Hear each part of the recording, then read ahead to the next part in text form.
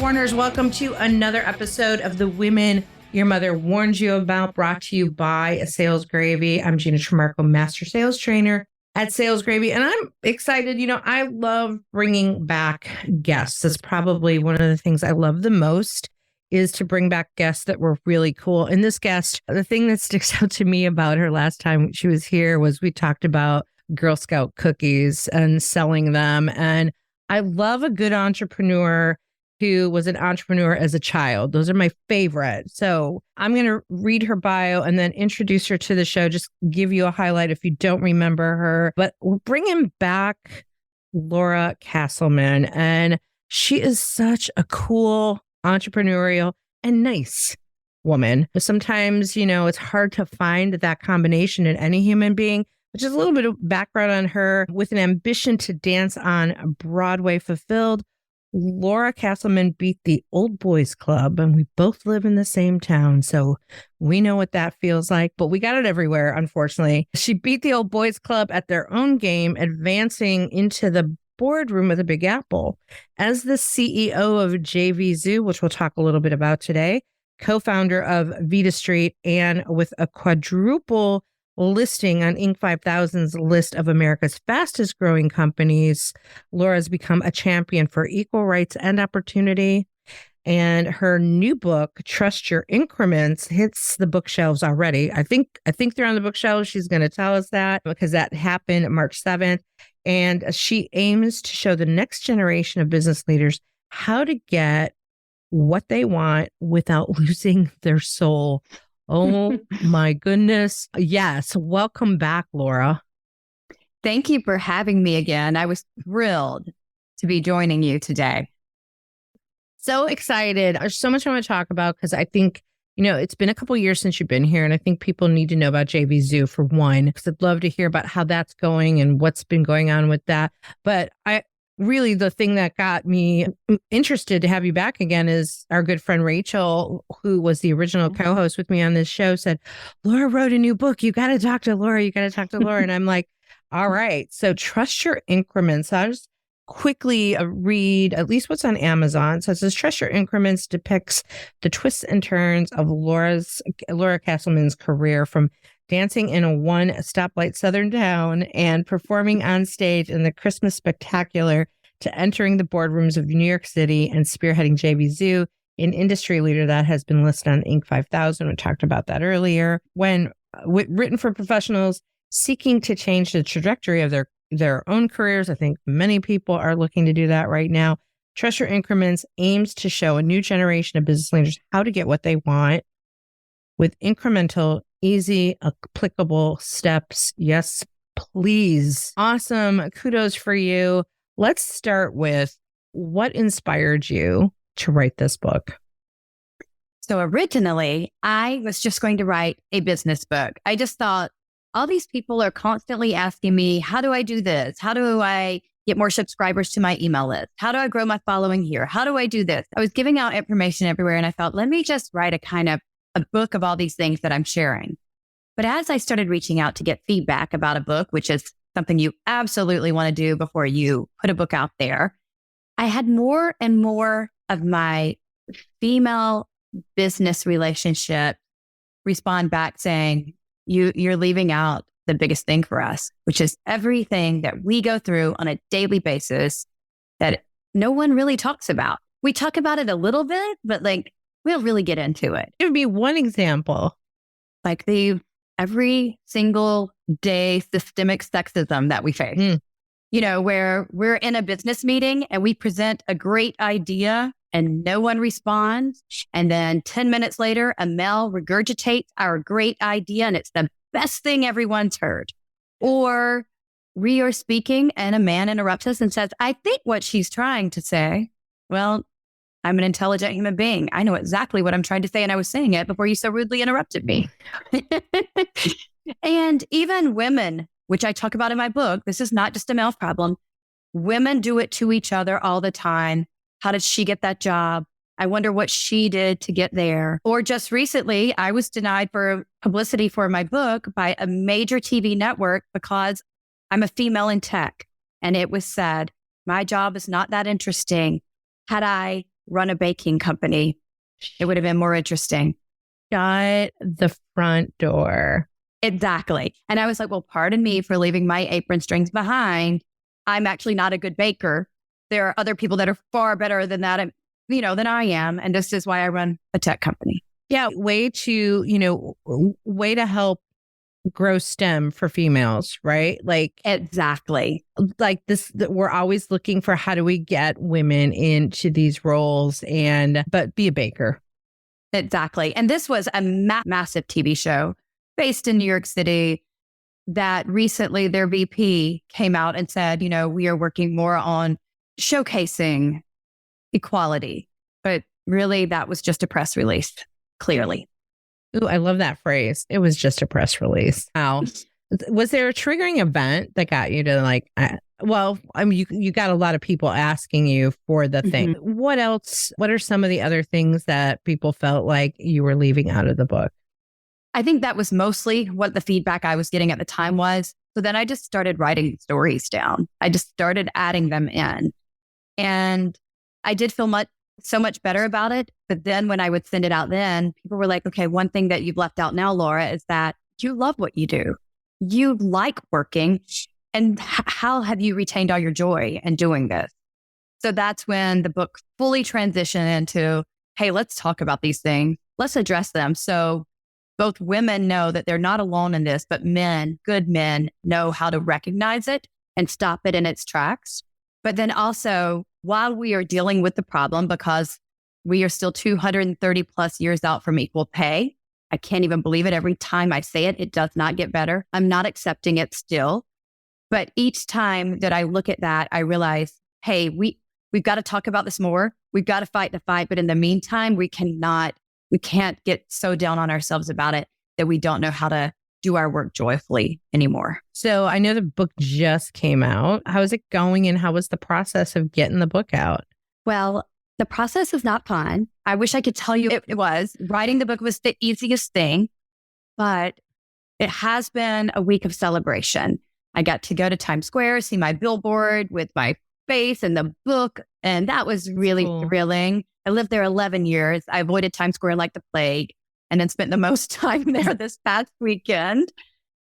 And I also got listed on the Wall Street Journal bestsellers list as number 3. That is really cool. So awesome. It's been an experience. I've been super thrilled. It's been a minute since I was wowed. And I've been wowed lately. And that's what I try to do now, right? I don't care what other people say about my career or where I am anymore.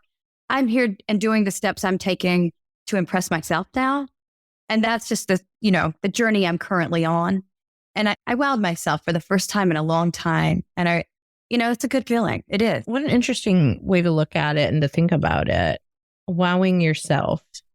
I mean, let's just take a beat on that. Everybody listening, we spend so much time trying to wow everybody around us to get them to do the things we want them to do or buy the things that we're selling. What if we had this pivot and we focus on wowing ourselves? What kind of impact could that have?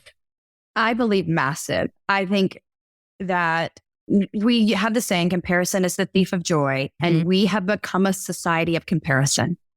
With social media, highlight reels, we suck the joy out of our own daily lives. And one of the things I do talk about in my book is why finding happiness for yourself matters so very much. And a lot of parents have forgotten that more than grades or achievements, teaching your children how to be happy is priority, because happy people don't go hurting other people. Oh, yeah. What a great concept. Do you have any suggestions on how to wow yourself? So for me, it boils down to defining what success is to yourself. A lot of times people say, oh, to be successful, you need the big title, you need the corner office, you need the huge paycheck. But in reality, not everyone wants those things. I needed the big title. I needed to be a CEO. That was on my to-do list, really. But now that I'm older, now that my priorities have adjusted in life, the things that define success to me are very different. And I think we constantly have to evaluate, what does success mean to me personally? Stop comparing to everyone else on social media. Break it down to what are the things that I want to do that will make me feel successful. And maybe that is having more time to yourself to do the things that you enjoy. Maybe that is, meeting up with your friends once a week. A lot of times as we age, we get so busy and just trying to pay the bills, we forget how much joy just sitting with our friends and having a meal is. Yeah. And it becomes almost like a job to even fit it into our schedule. Yeah. So I think defining what success means to you, doing it on your own terms, and dropping the comparison of what you think other people are really doing because we don't know what's happening. We live on we see social media highlight reels. We see everyone else's success and we don't even know if they're truly happy. Yeah. Because so much of it is edited, right? Absolutely. I've always been one of those, this is who I am people. And what's interesting about that is I put that out there, exactly who I am. And if I was going through a hard time, which I did a few years ago, I got criticized. If I was going through some really great times, like I have been, I get criticized. And then that was the final straw. I'm like, are you really making comments about my happiness on Facebook? Mm-hmm. Wow. And previously you were making comments about my, not being happy. And that was an awakening moment of stop caring what other people think and stop worrying about being what they want you to be and censoring yourself. I'm like, I can be happy with myself and look at myself in the mirror and be like, this is who I am. Good, bad, indifferent, sometimes a hot mess, which I've been called, or not, right? Right people will come to us. That is so true. The right people will come to us. Those that need to exit will do so on their own as well. Sometimes we need to expedite it for a few people, but really people will do it on their own if it's not like a situation you need to immediately remove yourself from. I think sometimes people that give you those digs because I'm unmarried, I'm in my 40s, I'm unmarried happily. People will say, well, why aren't you married? And I'm like, because I don't have to be. I am the man I dreamed of marrying. I have the title, I have the salary, I'm happy, I'm fulfilled. And if the right person and the right situation comes along, then I may find myself married one day. But right now, that's not needed for me. But people will ask that question to me. And then before they leave, they'll sometimes say, oh, I hope you find happiness. Wow. What? Yeah. What about me being unmarried makes you think I'm unhappy? It's wild. But then I have to remind myself that that's their criteria. That's not mine. I don't need to carry that around. Yeah, that's funny. That's a whole other topic to get into because I remember being in a marriage where I was unhappy. So there was no happiness involved in that. I am happy to say I don't have that now, but it's funny what people choose to get behind and rally behind and what their opinions are on that. Absolutely.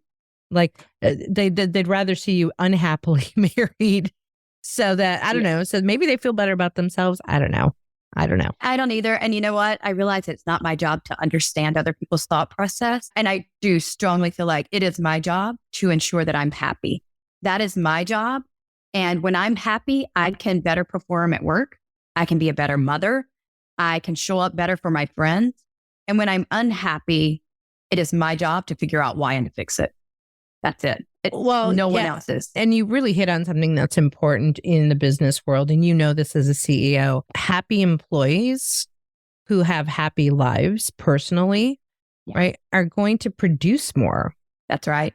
That's right. And I'm sure you've seen this too. You have to ebb and flow with that as a leader. So let's just say you've got some employees that are not performing well. Something's not going right. You have to have the emotional intelligence to tap in and be like, what's going on, right? And it's usually something personal. That's right. That's dragging them down, right? And talk a little bit about that, of being a CEO and managing that. So just like you said, you have to recognize it and you have to be able to reach out and you have to have an environment where people feel comfortable speaking to you. And I've recently had one of these situations, and they happen when you work with people for a while. And I don't have high churn, but when you work with people for a while, you really do get to know the flow. And sometimes people just have a bad day. Let them have a bad day. You don't need to be all over them when they have a bad day. But if you're consistently seeing a difference in a person, you do need to reach out. And it is always deeply personal. And it's usually a difficult subject. And so I let them tell me what they want to, and I give them choices then. And the choices are, okay, do you need to take time away? Your job's safe, but do you need to take time away to fix this situation? Or not even fix it, but maybe to process. And then there's other times where I'm like, hey, this problem is not going to go away anytime soon from what you've shared with me. So I need you to tell me what is the right path for you. Because sometimes there is a reality, right? Like the world is not in a great place right now. And in particular, the dollar's not stretching as far as it used to. And a lot of times employees need to be paid more to handle inflation. But at the same point in time, employers aren't necessarily able to charge more. So we're not making more money. We're just kind of taking a moment of either stagnant or loss. Mm-hmm. And we have to make the hard decisions. So then we have to say, here's reality. What do we do? Let's work together, because I respect my team and I want to work with my team. Another thing that we do as well is we pay our employees, or we incentivize them to work out. I let my employees name what they want to win, because sometimes it's not cash. Sometimes they want cool swag. Sometimes they want a water bottle that lights up and tells them now's when to drink water. But I let them name, and I give fitness challenges. So you named your prize. Here's your fitness challenge, because we all know that working out helps us release those endorphins that make us feel happier and feel better and make us not only healthier, but happier people. So I make sure that we incorporate that as well, because I want my employees who do sit at a desk and who do program or handle support tickets online all day to get up and move. That's awesome. That is great. That's great advice for some leaders out there. Let's talk more about JVZoo, because there might be people out there who don't know what JVZoo is. It's kind of cool that it's your baby and it's right here in my backyard. So tell us a little more about JVZoo. Sure. So JVZoo is an online marketplace where we introduce people who have a product to sell to our army of over 1 million affiliates who can go out and sell that for them for a percentage of the price. You get to name the percentage. You're in total control over your business. You get to bring your own payment processor, so your business retains the income. And we just help split the pay, the contract, make the connections for you, handle the whole back end for you. Your product gets out there to the world. And what would be some examples of what those products are? So one of the biggest types of products right now are, of course, video editing software, because people are editing all their reels or content for YouTube, Instagram, TikTok. So those are really popular products right now. But we have everything from how to do digital online courses of anything from running your roofing business to investing, you name it, we've got it. Oh, that is so cool. And what inspired you to start that? So I did not start JVZoo. I serve at the pleasure of the board, but it was started by a college professor here locally in Myrtle Beach, Coastal Carolina. Oh, cool. He and his business partners came up with the idea in 2012. They created JVZoo, and I joined them in 2015 and began taking them to new levels. So that is so cool. I love that. I didn't know that. You're such a boss. I just assumed. I just made assumptions. No, I'm super fortunate to join this company. They've been a massive part of my career, my life. A lot of the ways that I choose to lead came from things that I saw them doing that maybe I just tweaked a little bit. But we've been doing 100% telecommuting since 2012 as a company. So when the pandemic hit, when everyone was transitioning, we were already there. We had office space, and we said, come if you need to be around people. Come when we occasionally do a mandatory meeting, but you're adult. Here's your deadline. Join the team calls, and then handle your life and your work. So I'm curious, what was the impact on you guys when the pandemic hit? You're already all working remotely, but how did that impact the business? So, of course, we saw an influx because it is the ability to work from home. Our entire platform has made millionaires all across the world from being able to take their idea and for people to be able to also make a commission to their audiences, whether they had a following on Pinterest or their blog or Instagram. They could then grab an affiliate link and say, hey, this product makes sense for my following. So we've been creating self-made millionaires off of our platform for years. We saw a massive... I want to be a self-made millionaire. Come on over. Yeah. So we saw a huge increase in sign up and the use of our platform, or people saying, hey, I've got to figure out now that I no longer can go into my job, how I'm going to bring in income. and do it on my own time, because some people were then working remotely, but it wasn't on their own time. And then they also had their kids to homeschool. Yeah. It's, we were super fortunate.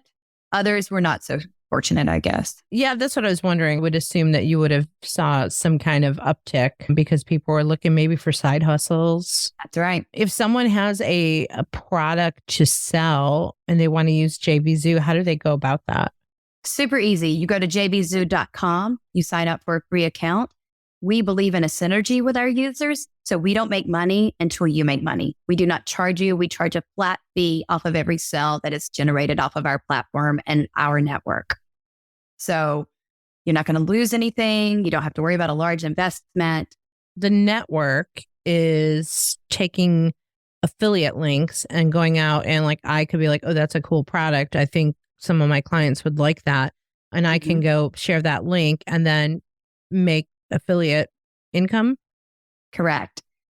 That's right. So there's no charge to affiliates ever. You just make the percentage of whatever you are promoting and based off the sales that you generate.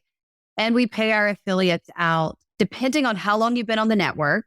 And right now we leave it optional to get KYC, which is Know Your Customer verified. So it verifies that you are who you say you are based off of your ID, your photograph. Then we will pay you out anywhere between 3 days, 21 days maximum. I need to go check out some products. Start you probably have products you should be listing there. You have such sales knowledge. Yeah, there you go. All right. Well, that'll be another call with you and I. Super. I look forward to it. Tell me more about the book.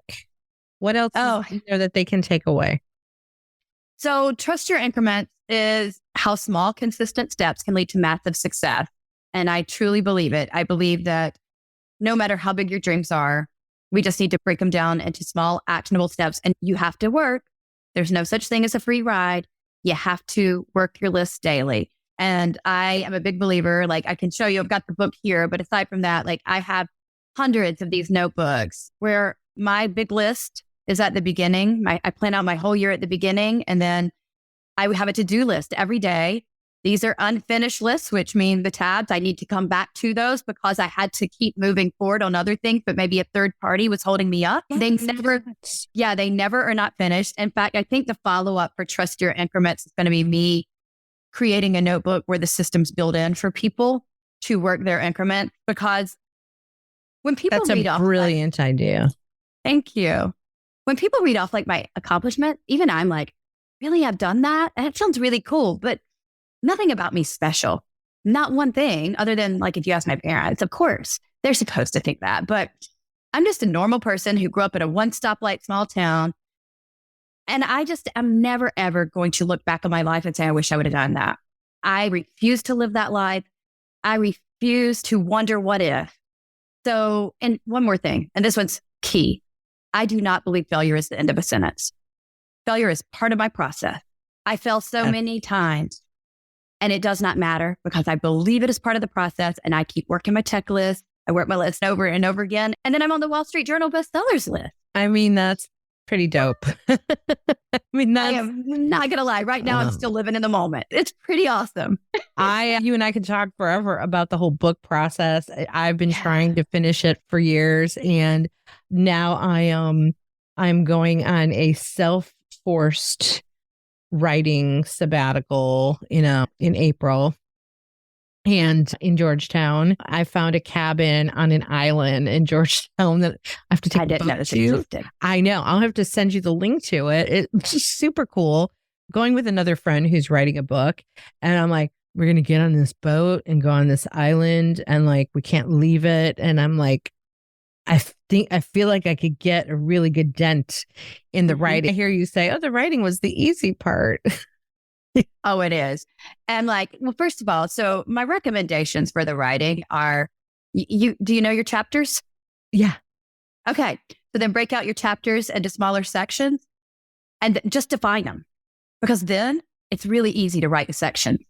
Define them and work through them, just incremental steps, right? Yeah. There is a theme. Exactly. But then after that, the whole book pitch is more, it's harder to write that book pitch than it is to write anything else. Get feedback, plenty of feedback. And you're going to think you're done with the book. You're not. You're going to rework it, rewrite it a gazillion times. So you may even want to not even write out all your section, depending on if you want to go traditionally published or not. Well, I think that's the $1 million question. Everyone's got a different school of thought or a different opinion on published versus self-published. Mm-hmm. You could even do hybrids. There's benefits to hybrid, and it seems to be more mainstream now than ever. What did you do? I went hybrid. Oh, you did? Okay. I went hybrid for distribution. So Morgan James is my publisher. I have distribution everywhere. Anywhere books are sold, I am there, which is great because if you want to rank for any bestsellers list, you've got to have distribution. I didn't even know there was a hybrid option. You just taught me something new. So many, but we should talk later, but definitely a lot of hybrids want to charge you money. Talk to me. Okay. We'll have another conversation. We'll have another convo. I look forward to it. That's awesome. That is awesome. So your book is out. People can go check that out now. It's on Amazon. I'm going to definitely go check that out. Any other words of wisdom that you can give our listeners before we wrap up? Let's see. Aside from working in increment, knowing that failure is part of the process, I would say the biggest thing then is to know your no's. Everybody talks about knowing your why, which is brilliant. You need to know your why, but then you need to know your no. Because if it doesn't support your dream, if it doesn't support what you stand for, you have to say no. And in particular, this one's hard for women. Women have a very hard time saying no because we get judged when we say no. It's like a 4-letter word for us. Yeah. But the reality is women are overextended. We say yes to so many things that we should not say yes to. We don't have enough time for the things that we need to do to support our own dreams and goals, to pay the bills, and to bring us happiness. So exercise the word no and know where your lines are for that. Yeah. That is probably the best way to end this. That is such a great nugget of know your no's, because we don't ever hear anyone say that. We do hear the know your why and getting the yes and all that. But Laura, that was amazing. Thank you so much for being here today. It's been way too many years, but it was great having you back. Thank you for having me. I will join you anytime, Gina. Oh, awesome. Well, you might be back very soon. My new thing this year is rotating in really great guests and having them come back. Hey, Warners, thanks for listening to this episode of The Women Your Mother Warned You About, brought to you by Sales Gravy. If you want to up your game in selling, salesgravy.university is the place to go, with over 200 courses, both live and on demand. And to get an all access pass to that, I'm just going to tell you, the investment on it is probably cheaper than what you spend at Starbucks every month. So go check that out, salesgravy.university, and we will see you on the next show.